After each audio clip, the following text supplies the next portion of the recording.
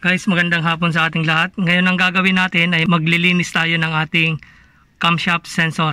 So yan ang lilinisan natin ngayon. So tatanggalin natin yan. Ito yung ating camshaft sensor. May isang tornilyo lang yan, 10 mm.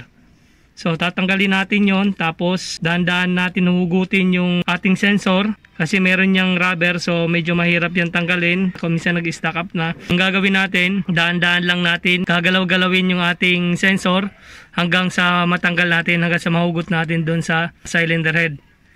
So tatanggalin lang natin yan. Pagkatapos natin tanggalin yung tornilyong number 10, so natanggalin natin, alog-alogin lang natin na dahan-dahan, tapos hugutin po natin.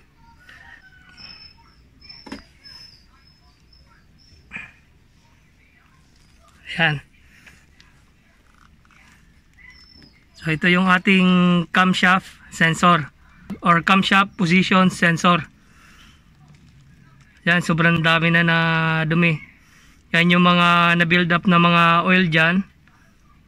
Lilinisan natin yan gamit yung ating throttle body cleaner. Iwasan lang natin to na malagyan ng marami itong o-ring natin para hindi siya lumambot.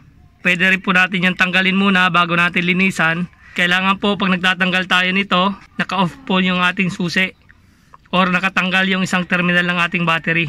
Tapos tatanggalin muna natin dito sa socket.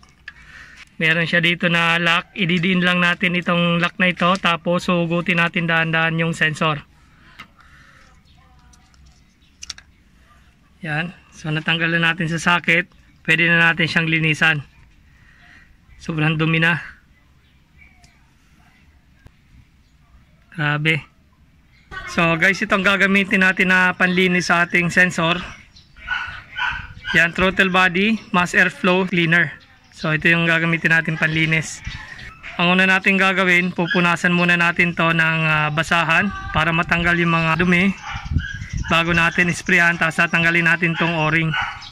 Pupunasan na natin siya ng basahan.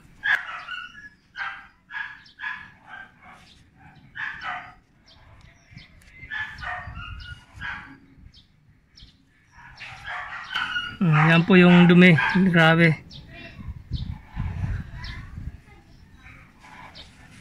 Tapos tatanggalin natin tong o-ring para po nag-spray tayo hindi lumambot yung ating o-ring.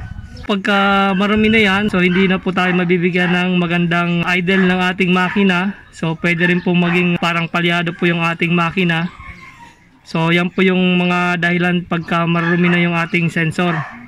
So ingatan lang natin na hindi ma-damage yung ating o-ring kung wala tayong pampalit dito. Kung meron naman, palitan na lang po natin yung ating o-ring. Tanggalan natin yung o-ring. Spray na natin to.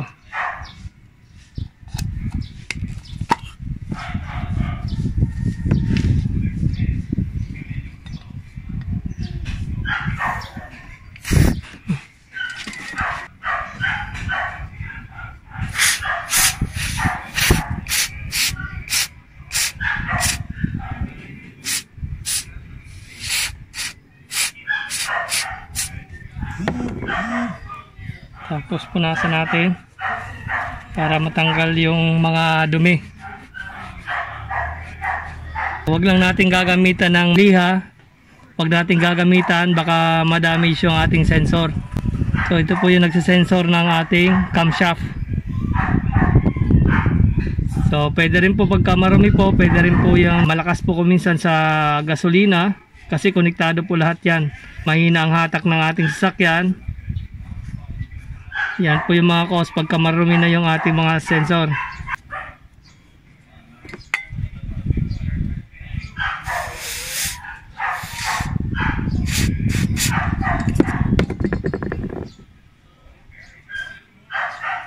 So guys, pag naglilinis din tayo nito, pwede rin po tayo mag-suot ng gloves.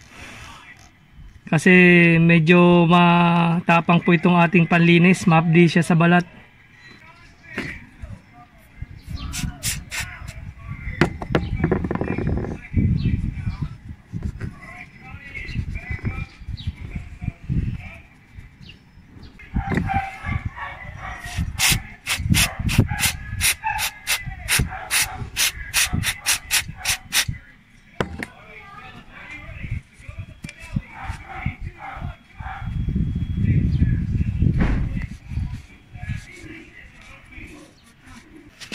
So ayan nga, nalinisan na natin.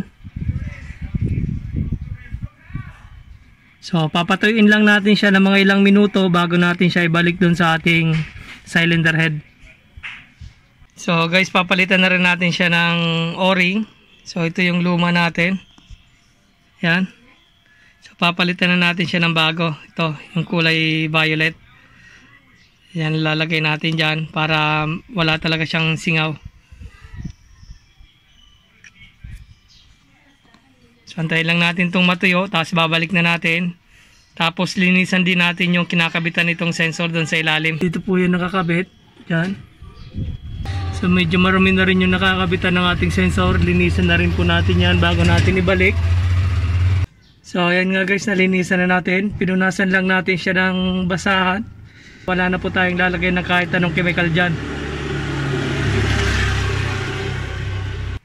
So ayan guys, tuyo na siya. Lalagay na natin yung rubber.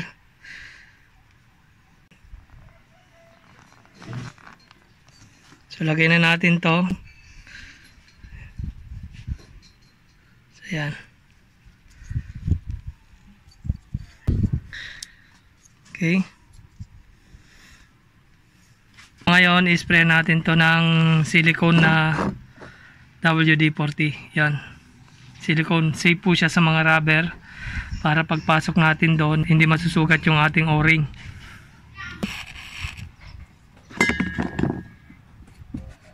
Yan. Tapos, babalik na natin to. Punasan lang natin to mga sobra-sobra para hindi siya maka-apekto sa ating sensor. Babalik na natin yung sensor.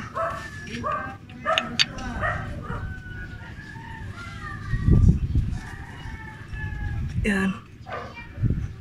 Okay, sakto yung ating o-ring. Lalagay na natin yung tornilyo. Ito yung bolt niya, mahaba.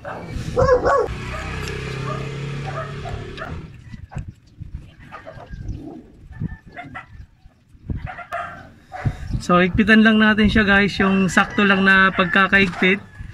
Huwag masyadong sobra, baka maputol yung ating tornilyo.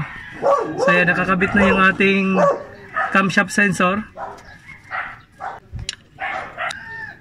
Yan, sakto lang guys, huwag yung sobra. Yan, okay na yan. Tapos, babalik na natin yung sakit ng ating sensor. Yan.